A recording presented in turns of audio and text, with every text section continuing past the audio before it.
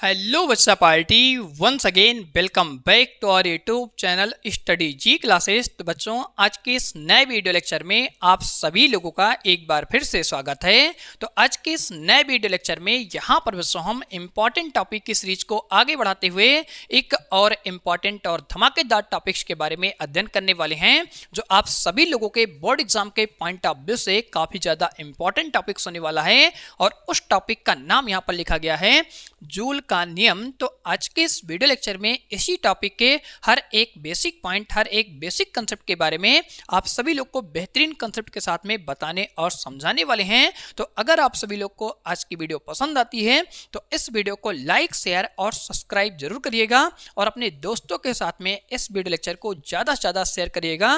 तो इसी के साथ आज का हम ये इंपॉर्टेंट टॉपिक यहाँ पर स्टार्ट करते हैं। तो इस टॉपिक के बारे में आप सभी लोगों ने अच्छी तरह से अध्ययन किया है। क्लास 11th में आप सभी लोग का एक अध्याय था जिस अध्याय का नाम होता है थर्मोडायनेमिक्स, उसे आप सभी लोग यहाँ पर हिंदी में कहते हैं उष्मागतिक। उसी अध्याय के अंदर में आप सभी लोगों ने इस टॉपिक के बेसिक पॉइंट और बेसिक कंसेप्ट के बारे में अच्छी तरह से अध्ययन किया है। तो यहाँ पर हम इस टॉपिक की शुरुआत करने से पहले आप सभी लोग को सबसे पहले कार्य के बारे में अध्ययन कराने वाले हैं। उसके बाद यहाँ पर आपको समझाने वाले हैं ऊर्जा के बारे में, क्योंकि यहाँ पर आप सभी लोग अच्छी तरह जानते हैं कि जो हमारा कार्य होता है इसका भी एसआई मात्रक यहाँ पर जूल होता है और यहाँ पर जो हमारी ऊर्जा होती है उसका भी एसआई मात्रक जूल होता है। तो इस केस में यहाँ पर हम सबसे पहले बात करने वाले हैं कार्य के बारे में, उसके बाद आपको समझाने वाले हैं ऊर्जा के बारे में। तो यहाँ पर हम सबसे पहले हेडिंग डालने वाले हैं कार्य। तो यहाँ पर आप सभी लोग अच्छी तरह जानते हैं कि जो हमारा कार्य होता है इस कार्य को यहाँ पर हम इंग्लिश में कहते हैं वर्क, और उस वर्क को यहाँ पर हम क्या करते हैं कैपिटल लेटर के W से प्रदर्शित करते हैं। तो यहाँ पर हम सबसे पहले लिखने वाले हैं कार्य।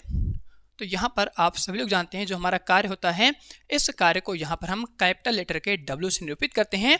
और इस कार्य के बारे में आप सभी लोग को सारी बेसिक जानकारी यहाँ पर अच्छी तरह से होती है। अगर हम यहाँ पर बात करते हैं इस कार्य के एसआई मात्रक के बारे में और इसकी राशि के बारे में, तो यहाँ पर आप सभी लोग ऑलरेडी जानते हैं कि जो हमारा कार्य होता है इसका एसआई मात्रक यहाँ पर जूल होता है और ये जो हमारा कार्य होता है एक अदिश राशि होता है। ठीक इसी प्रकार से यहाँ पर हम बात करने वाले हैं अपने ऊर्जा के बारे में। तो ऊर्जा के बारे में भी आप सभी लोगों ने अच्छी तरह से अध्ययन किया है। तो यहाँ पर हमारा दूसरा इंपॉर्टेंट पॉइंट होता है जो ऊर्जा को लेकर के होने वाला है। अब यहाँ पर आप सभी लोग अच्छी तरह जानते हैं कि ये जो हमारी ऊर्जा होती है इसको इंग्लिश में हम कहते हैं एनर्जी। तो इस केस में यहाँ पर हम क्या करने वाले हैं ऊर्जा को कैपिटल लेटर के ई से निरूपित करने वाले हैं, क्योंकि आप सभी लोग यहाँ पर अच्छे से जानते हैं कि जो हमारी ऊर्जाएं होती हैं वो कई सारी प्रकार की होती हैं। जैसे यहाँ पर हम सबसे पहले बात करने वाले हैं गतिज ऊर्जा के बारे में, उसके बाद हम बात करने वाले हैं स्थितिज ऊर्जा के बारे में, और उसके बाद यहाँ पर हम बात करने वाले हैं हीट एनर्जी के बारे में, जिसके बारे में आप सभी लोग का ये टॉपिक होता है। तो यहाँ पर हम 1 बाय 1 करके सबसे पहले अपने गतिज ऊर्जा के बारे में अध्ययन करेंगे, उसके बाद स्थितिज ऊर्जा के बारे में, और उसके बाद यहाँ पर हम अध्ययन करेंगे हीट एनर्जी के बारे में, जिसको हम हिंदी में बोलते हैं ऊष्मीय ऊर्जा। तो यहाँ पर हम सबसे पहले बात कर लेते हैं नंबर 1 करके गतिज ऊर्जा के बारे में। तो आप सभी लोग जानते हैं कि जो हमारी गतिज ऊर्जा होती है उसको यहाँ पर हम कैपिटल लेटर के के से निरूपित करते हैं। तो इस केस में आप सभी लोग जानते हैं इसका यहाँ पर जो फार्मूला होता है वो आप सभी लोग कहाँ से चलता है 1/2 mv² होता है। ठीक इसी प्रकार से अगर यहाँ पर हम बात करते हैं दूसरी ऊर्जा के बारे में, तो यहाँ पर जो हमारी दूसरी ऊर्जा होती है उसे हम बोलते हैं स्थितिज ऊर्जा। तो यहाँ पर आप जानते हैं इसका जो सूत्र होता है वो आप सभी लोग का mgh होता है। हर एक टॉपिक के अंदर में इसका फार्मूला चेंज होता रहता है। इसी प्रकार से यहाँ पर अगर हम बात करते हैं अपनी तीसरी एनर्जी के बारे में, जिसके बारे में आप सभी लोग अभी यहाँ पर जस्ट अध्ययन करने वाले हैं, तो उस एनर्जी का यहाँ पे नाम होता है हीट एनर्जी, जिसको आप सभी लोग हिंदी में कहते हैं ऊष्मीय ऊर्जा। तो इसके बारे में आप सभी लोग को इस टॉपिक के अंदर में अध्ययन करना है। तो यहाँ पर आपको सबसे पहले ये समझना है कि अगर हम गतिज ऊर्जा के बारे में बात कर रहे हैं या स्थितिज ऊर्जा के बारे में बात कर रहे हैं या हम ऊष्मीय ऊर्जा के बारे में बात कर रहे हैं, तो ये सभी जो ऊर्जाएं होती हैं इन सभी ऊर्जाओं का जो एसआई मात्रक होता है वो जूल होता है। और अगर हम बात करते हैं इसके राशि के बारे में, तो यहाँ पर आप सभी लोग अच्छी तरह जानते हैं कि अगर हम किसी भी ऊर्जा के बारे में बात करते हैं तो सभी ऊर्जाएं आपस में क्या होती हैं एक अदिश राशि होती हैं। तो ये सारी बेसिक जानकारी, सारे बेसिक पॉइंट आप सभी लोग को अच्छी तरह से क्लियर होते हैं। अगर किसी भी टॉपिक, किसी भी पॉइंट में आपको यहाँ पर कोई भी समस्या या दिक्कत होती है तो कमेंट बॉक्स में कमेंट करके आप जरूर बताइएगा। तो अब हम यहाँ पर बात करने वाले हैं कि यहाँ पर जो हमारा कार्य होता है जिसको हम W दिखाते हैं, और यहाँ पर जो हमारी हीट एनर्जी होती है जिसको हिंदी में हम कहते हैं ऊष्मीय ऊर्जा, इन दोनों का आपस में किस प्रकार से संबंध होने वाला है। तो इस संबंध को समझने के लिए यहाँ पर हम एक एग्जाम्पल के माध्यम से आपको समझाने वाले हैं। तो यहाँ पर हम बात कर लेते हैं एग्जाम्पल। तो यहाँ से हम नेक्स्ट रीडिंग लेंगे एग्जाम्पल। ये सारे इंपॉर्टेंट पॉइंट आप सभी लोग अच्छी तरह से कहीं पर साइड में नोट कर सकते हैं, क्योंकि आपके बोर्ड एग्जाम के पॉइंट ऑफ व्यू से ये सारे पॉइंट काफ़ी ज़्यादा इंपॉर्टेंट भी होने वाले हैं। तो यहाँ पर हम सबसे पहले बात करेंगे अपने पहले एग्जाम्पल के बारे में। तो यहाँ पर हम जिस एग्जाम्पल के बारे में चर्चा करने वाले हैं वो रेस की चर्चा होने वाली है, क्योंकि यहाँ पर हम मानते हैं दो लोग होते हैं, दोनों लोग क्या करते हैं आपस में रेस करते हैं। एक यहाँ पर क्या होता है बहुत आलसी बंदा होता है जो किसी भी काम को करने के लिए वो मनाही करता है, वो कोई भी काम करना नहीं चाहता है, मतलब वो अपना फिजिकल मूवमेंट करना ही नहीं चाहता है। और यहाँ पर जो दूसरा आदमी होता है वो क्या करता है अपना फिजिकल काम करना चाहता है और जो भी काम करता है बड़ी रफ्तार के साथ करता है। तो यहाँ पर हम लेकर के चलने वाले जो एग्जाम्पल होता है वो रेस का एग्जाम्पल होता है कि दो लोग आपस में क्या करते हैं रेस करते हैं। उसमें एक लोग रेस नहीं करना चाहते हैं लेकिन फिर भी उनको रेस के लिए खड़ा किया जाता है। तो यहाँ पर हम इसको समझने के लिए सबसे पहले दो पॉइंट लेने वाले हैं। तो यहाँ पर हम मानते हैं एक हमारा पॉइंट होता है जिस पॉइंट को हम ए पॉइंट कहते हैं, और यहाँ पर हमारा एक दूसरा पॉइंट होता है जिसको यहाँ पर हम बी पॉइंट कहते हैं। अब आपको समझना ये है कि ए पॉइंट पर यहाँ पर हमारा रामू खड़ा होता है और उस रामू को यहाँ पर हम कुछ इस तरीके से दिखाने वाले हैं। ये थोड़ा सा मोटा होता है और इसका नाम हम यहाँ पे रखते हैं, इसको हम कहते हैं रामू। अब यहाँ पर आप सभी लोग को कहानी को बड़े ही ध्यान से और अच्छे से समझना है। अब आपको समझना है कि ये जो रामू होता है ये काफ़ी आलसी व्यक्ति होता है, ये बहुत लेजी पर्सन होता है। अब यहाँ पर ये जो रामू होता है ये कोई भी अपना फिजिकल मूवमेंट नहीं करना चाहता है। इसको जहाँ पर आप खड़े कर देंगे वहीं पर खड़ा रहेगा, ना तो इधर से उधर जाएगा ना तो उधर से इधर जाएगा, ये अपने बॉडी का मूवमेंट करना ही नहीं चाहता है।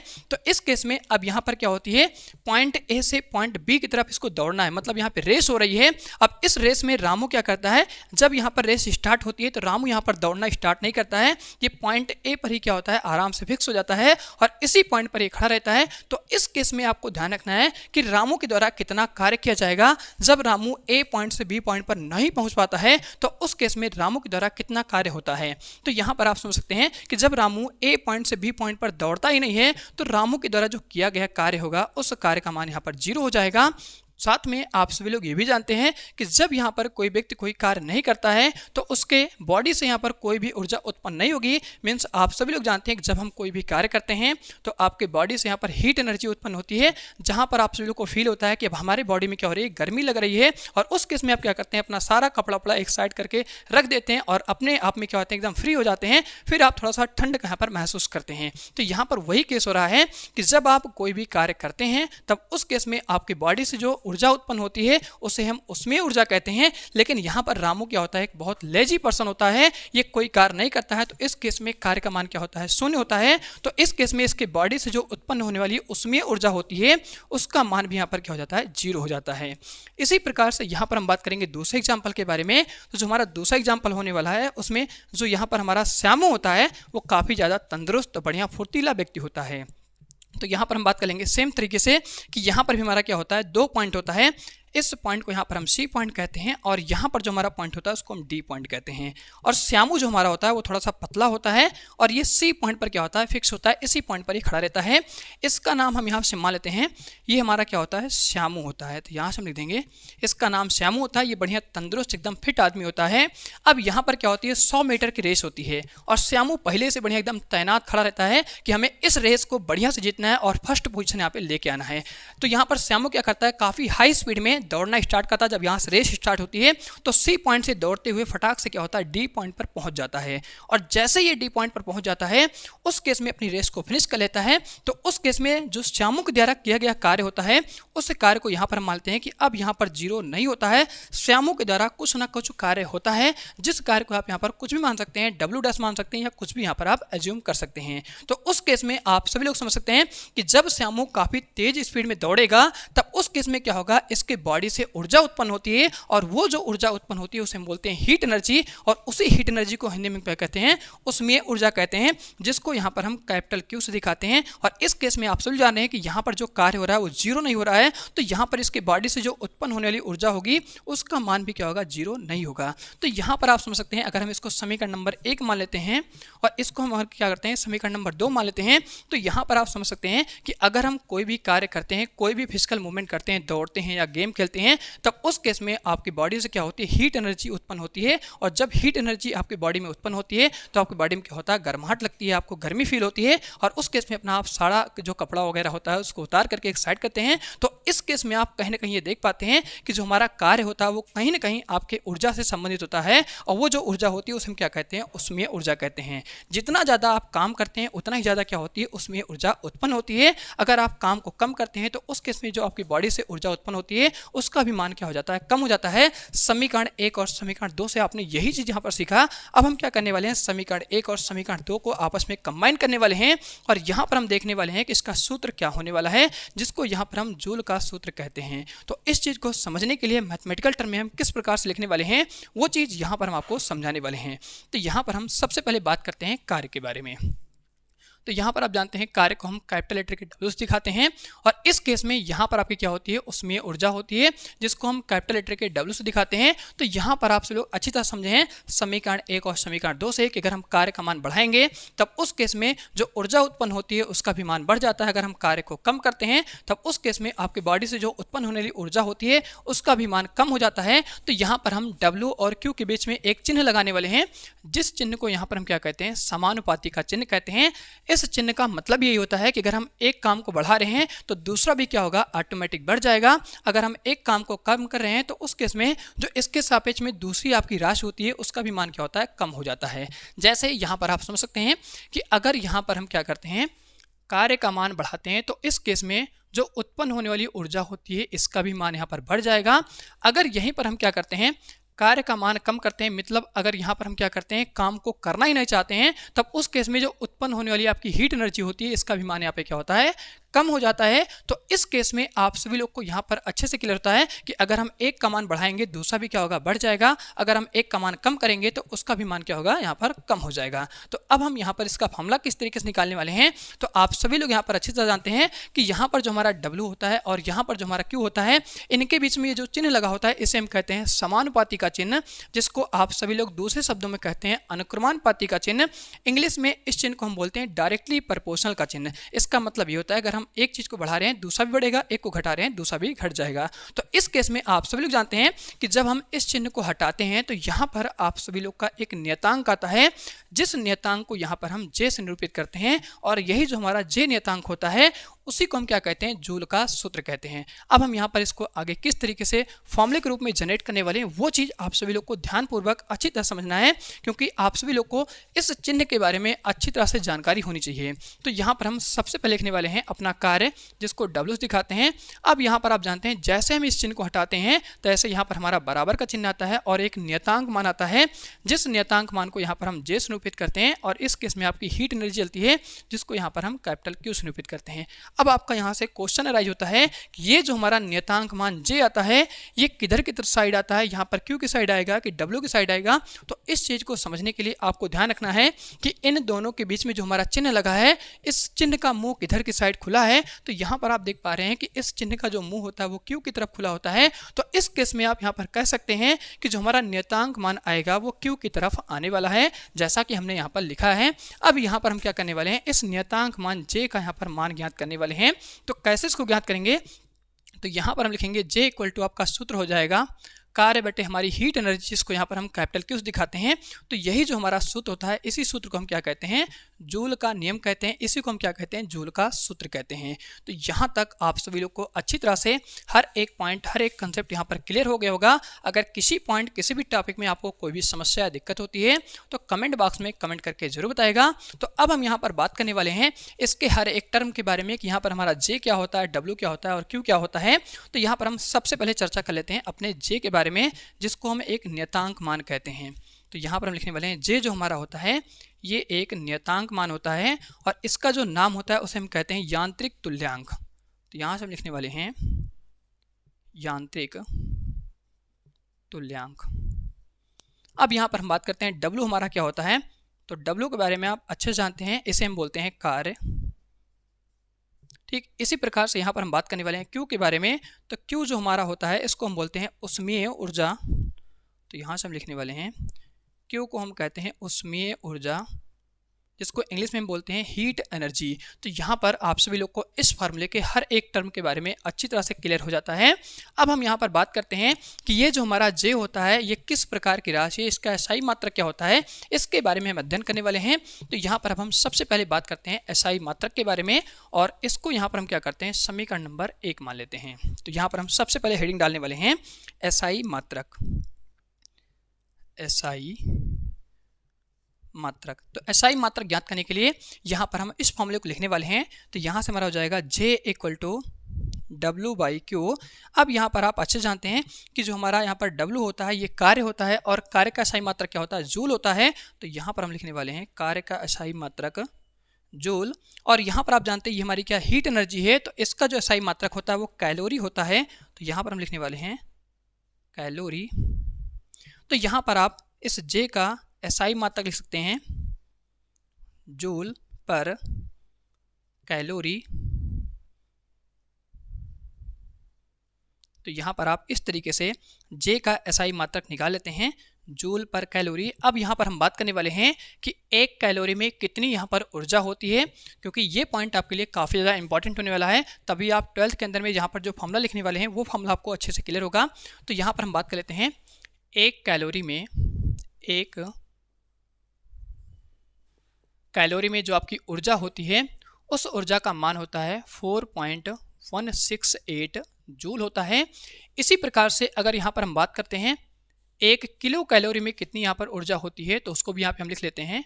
ये सारी बातें आप सभी लोगों ने क्लास 11th के अंदर में अच्छी तरह से अध्ययन किया है, इसीलिए मैंने आपको बताया कि यहाँ पर जो आपका अध्याय होता है, अध्याय नंबर थर्मोडायनेमिक्स, सब नाम नहीं पता है कौन सा अध्याय है, लेकिन थर्मोडायनेमिक्स के अंदर में आप सभी लोग अच्छे से अध्ययन करते हैं उष्मागतिक के बारे में, जहाँ पर आपको ये सारी जानकारी दी जाती है कि 1 कैलोरी में इतना आपकी यहाँ पर क्या होती है, ऊर्जा होती है। अगर हम 1 किलो कैलोरी की बात कर लेते हैं तो उसमें कितना ऊर्जा होती है वो भी आपको यहाँ पर क्लियर हो जाता है। तो यहाँ पर आप जानते हैं अगर किलो शब्द यहाँ पर जुड़ा हुआ है तो आप जानते हैं 1 किलो में क्या होता है, 1000 ग्राम होता है, और उसको आप लिख सकते हैं 10 की पावर 3। तो यहाँ पर हम क्या करने वाले हैं, इसी ऊर्जा में 10 की पावर 3 से मल्टीप्लाई कर देंगे। तो यहाँ पर हम लिखेंगे 4.168 इंटू 10 की पावर 3 जूल।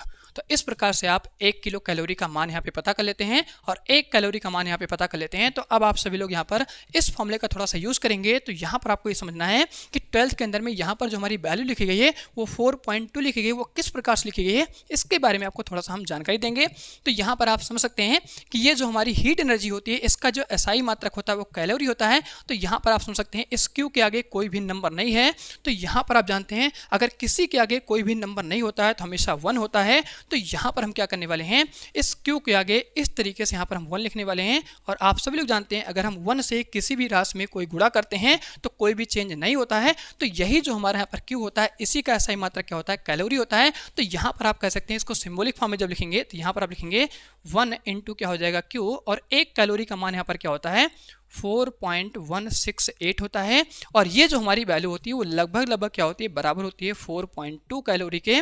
तो इस तरीके से यहाँ पर हम क्या करने वाले हैं, इस Q की जगह पर ये वाली वैल्यू 4.2 यहाँ पे रखने वाले हैं। तो ये जो आपका फॉर्मूला होता है वो एक नए फॉर्म में चेंज होता है। तो यहाँ से हम लिखने वाले हैं समीकरण 1 से जूल का जो आप सभी लोग को नया सूत्र यहाँ पे प्राप्त होता है W इक्वल टू यहाँ से आपको मिलता है डिवाइड में यहाँ से हम क्या करने वाले हैं, ये वाली वैल्यू रखने वाले हैं इस Q की जगह पर, क्योंकि आपको पता है 1 कैलोरी का जो मान होता है वो 4.168 होता है और ये वैल्यू हमारी क्या होती है, लगभग बराबर होती है 4.2 के। तो हम क्या करने वाले हैं, Q की जगह पर ये वाली वैल्यू यहाँ पर पुट करने वाले हैं। तो यहाँ पे हम रख देंगे 4.2 और इसको यहाँ पर हम क्या करते हैं, समीकरण नंबर यहाँ पर 2 मान लेते हैं। अब हम यहाँ पर बात कर लेते हैं कि ये जो हमारा J होता है ये किस प्रकार की राशि होती है, क्योंकि राशि के बारे में आपको अच्छी तरह जानकारी होनी चाहिए। फिलहाल मैंने आप सभी लोग को एक भी प्रोवाइड किया है कि अगर हम किसी भी नियतांक की बात करते हैं तो 100% वो जो हमारे यहाँ पर नियतांक मान आता है वो एक अदिश राशि होता है। तो यहाँ पर हम इसको थोड़ा सा वेरीफाई करेंगे किस प्रकार से जे हमारा एक अदिश राशि है। तो यहाँ पर हम हेडिंग डालते हैं राशि। सारे पॉइंट आपको अच्छे से क्लियर करना है और हर एक चीज़ को पॉइंट टू पॉइंट करके यहाँ पे लिख लेना है। ये हमारा क्या होता है, सबसे पहला पॉइंट होता है जहाँ पर हम एसआई मात्रक के बारे में बात करते हैं, और ये हमारा क्या होता है, राशि को लेकर के होता है। तो अब हम यहाँ पर क्या करने वाले हैं, इस फॉर्मूले को लेकर के चलने वाले हैं। तो यहाँ से आपका फॉर्मूला होता है J equal to W by यहाँ पर Q होता है। तो यहाँ पर आप जानते हैं कि जो हमारा कार्य है इस कार्य को हम क्या कहते हैं, एक अदिश राशि कहते हैं। ठीक इसी प्रकार से अगर हम बात करेंगे क्यू के बारे में, तो क्यू भी आप सभी लोग जानते हैं ये हमारी एक ऊर्जा होती है, और ऊर्जा भी हमारी क्या होती है, एक अदिश राशि होती है। तो यहाँ पर हम लिखने वाले हैं ऊर्जा भी हमारी क्या है, एक अदिश राशि है। तो इन दोनों से आप सभी लोग को जो रिजल्ट मिलता है उस रिजल्ट का मान क्या होता है, जे होता है। तो आप कह सकते हैं कि यहाँ पर हमारा जो जे होता है ये भी हमारा क्या होता है, एक अदिश राशि होता है। यहाँ से हम लिख देंगे जे भी हमारा क्या होता है, एक अदिश राशि होता है, क्योंकि यहाँ पर हमारा डब्ल्यू भी कैसा है, एक अदिश राशि, क्यू भी कैसा है, एक अदिश राशि। तो इन दोनों से जो आपको रिजल्ट प्राप्त होता है वो जे का मान देता है, और ये जे हमारा क्या होता है, एक अदिश राशि होता है। तो इस प्रकार से आप सभी लोग इस फार्मूले के हर एक पॉइंट, हर एक टर्म के बारे में अच्छी तरह से अध्ययन कर लेते हैं। अगर आप सभी लोग को किसी भी पॉइंट या किसी भी स्टेप में कोई समस्या दिक्कत है तो कमेंट बॉक्स जिंदाबाद है, कमेंट में आप कमेंट करके जरूर पूछिए, मैं आप सभी लोग के हर एक कमेंट के यहाँ पे रिप्लाई देता हूँ। तो यहाँ तक आप सभी लोग अच्छी तरह से नोट कर लीजिए। इसके बाद आपको हम समझाने वाले हैं कि अब हम इस फॉर्मूले का यूज करके किस तरीके से जूल का नियम अध्ययन करने वाले हैं और इसका फॉर्मूला क्या होने वाला है, क्योंकि ये सारे हमारे क्या होते हैं, बेसिक पॉइंट और बेसिक कंसेप्ट होते हैं जो आप सभी लोग 11th के अंदर में अच्छी तरह से अध्ययन करते हैं। क्योंकि यहाँ पर हमें पढ़ने वाली है जगह की जरूरत है, तो यहाँ पर हम क्या करेंगे, ये सारा पार्ट एक बार इरेज करेंगे और उसके बाद हम समझाने वाले हैं कि जूल का फॉर्मूला हम किस तरीके से जनरेट करने वाले हैं। और इसके प्रीवियस वीडियो लेक्चर में आप सभी लोगों ने एक टॉपिक के बारे में अध्ययन किया है, उस टॉपिक का नाम होता है विद्युत ऊर्जा। तो उस फॉर्मूले का भी हम यहाँ पर यूज करने वाले हैं। तो यहाँ तक एक बार आप सभी लोग अच्छी तरह नोट कर लीजिए या पूरे का आप स्क्रीनशॉट ले लीजिए।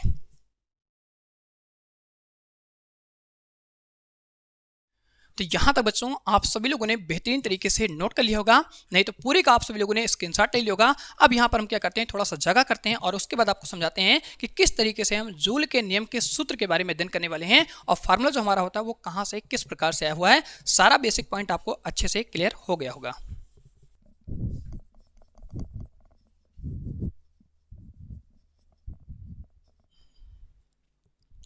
तो अब हम यहाँ पर बच्चों बात करने वाले हैं जूल के नियम के और इसके सूत्र के बारे में, कि यहाँ पर हम समीकरण नंबर 2 का यूज करके किस प्रकार से जूल के नियम का सूत्र प्राप्त करने वाले हैं। तो यहाँ पर हम क्या करते हैं, सबसे पहले एक इंपॉर्टेंट लाइन यहाँ पर इस तरीके से खींच लेते हैं और यहाँ पर अब हम बात करने वाले हैं इसके प्रीवियस टॉपिक के बारे में, जहाँ पर आप सभी लोगों ने अच्छी तरह से अध्ययन किया है विद्युत ऊर्जा के बारे में। तो यहाँ पर आप सभी लोगों ने इसके फॉर्मूले के बारे में अच्छी तरह से अध्ययन कर लिया है। अगर अभी तक आप सभी लोगों ने इस टॉपिक के बारे में और इस फॉर्मूले के बारे में अध्ययन नहीं किया है तो सभी का लिंक आपको इस वीडियो के नीचे डिस्क्रिप्शन बॉक्स में मिल जाएगा। आप सभी लोग जाकर के अच्छी तरह से विद्युत ऊर्जा और विद्युत ऊर्जा के सूत्र के बारे में अध्ययन कर सकते हैं।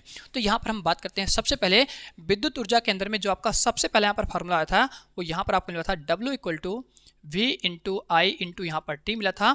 ये आप सभी लोग का सबसे पहला फार्मूला था।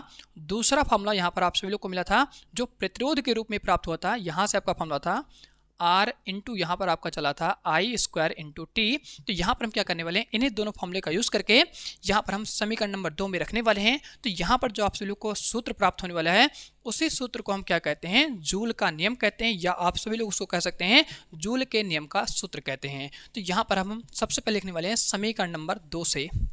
तो यहाँ से हम लिखेंगे समीकरण 2 से, यहाँ पर हम सबसे पहले फॉर्मूले का यूज़ करने वाले हैं जो यहाँ पर आपको मिलता है W = V × I × T।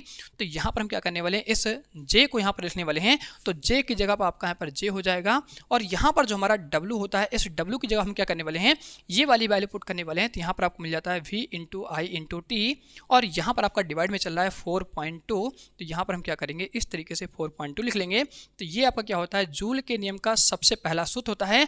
अगर हम यहाँ पर क्या करते हैं, इस W की जगह पर ये वाली वैल्यू पुट कर देंगे तो आप सभी लोग को जूल के नियम का यहाँ पर दूसरा फॉर्मूला मिल जाएगा। तो यहाँ पर आप सभी लोग को जूल के नियम का दूसरा फॉर्मूला प्राप्त होता है। W जो हम क्या करने वाले हैं, ये वाली वैल्यू यहाँ पे पुट करने वाले हैं। तो यहाँ पर आपको मिल जाएगा R × I² × यहाँ पर हो जाएगा T और डिवाइड में यहाँ पर आपका चल रहा है 4.2। तो ये क्या होता है, जूल के नियम का यहाँ पर दूसरा सूत्र होता है। अब हम यहाँ पर बात करने वाले हैं इसके तीसरे और इंपॉर्टेंट सूत्र के बारे में, कि तीसरा और इंपॉर्टेंट सूत्र यहाँ पर हम किस प्रकार से प्राप्त करने वाले हैं। तो उस केस में हम क्या करने वाले हैं, इस फॉर्मूले को यहाँ पर लेके चलने वाले हैं। तो यहाँ पर हम लिखेंगे J = आपका फॉर्मूला चलेगा V। तो यहाँ पर जो हमारी I होती है, इस I की जगह हम क्या करने वाले हैं, यहाँ पर ओम के नियम का प्रयोग करके I का मान ज्ञात करेंगे और उसके बाद आप सभी लोग को जो रिजल्ट मिलेगा वो आप सभी लोग को यहाँ पर काफ़ी ज़्यादा इंपॉर्टेंट रिजल्ट मिलने वाला है, क्योंकि ये तीनों फॉर्मूले आप सभी लोग के काफ़ी ज़्यादा इंपॉर्टेंट होने वाले हैं। ये सभी फॉर्मूले MCQ में क्वेश्चन बन के आते हैं और वहाँ पर आप सभी लोग से पूछा जाता है कि जूल के नियम का हमारा कौन सा फॉर्मूला करेक्ट होता है और इनमें से कौन सा फॉर्मूला आप अप्लाई करने वाले हैं, क्योंकि न्यूमेरिकल भी क्वेश्चन यहीं से तैयार होते हैं। तो यहाँ पर हम सबसे पहले बात कर लेते हैं कि I का मान हम कैसे निकालने वाले हैं। तो आप जानते हैं ओम का नियम, V = आपका फॉर्मूला होता है R × I। यहाँ से हम इस I का मान निकालेंगे तो यहाँ पर आपको मिल जाएगा V/R इंटू यहाँ पर इक्वल टू आपका क्या हो जाएगा आई, और हम क्या करने वाले हैं इस आई की जगह पर ये वाली वैल्यू हम यहाँ पे पुट कर देंगे, तो यहाँ पर आपको मिल जाएगा वी और डिवाइड में ये आपका आर चला आएगा, जिसको हम यहाँ पर इस तरीके लिख सकते हैं, इंटू आपका चल रहा है टी और यहाँ पर आपकी वैल्यू चल रही है 4.2। अब आप जानते हैं कि अगर हम वी का वी से गुणा करेंगे तो यहाँ पर आपका हो जाएगा वी स्क्वायर, डिवाइड में चलेगा आर और यहाँ पर आपका चल रहा है इंटू में टी, डिवाइड में यहाँ पर आपकी वैल्यू हो जाएगी 4.2। तो ये आपका क्या होता है जूल के नियम का तीसरा इंपॉर्टेंट फॉर्मूला होता है। तो यहाँ पर आप सभी लोग को जूल के नियम के तीनों इंपॉर्टेंट फॉर्मूले अच्छी तरह समझ आ चुके होंगे। अगर आप सभी लोग को किसी भी पॉइंट और किसी भी स्टेप में कोई दिक्कत या समस्या है तो कमेंट बॉक्स में कमेंट करके जरूर बताएगा। तो इसी के साथ आज का हम ये इंपॉर्टेंट टॉपिक इसी पे एंड करते हैं।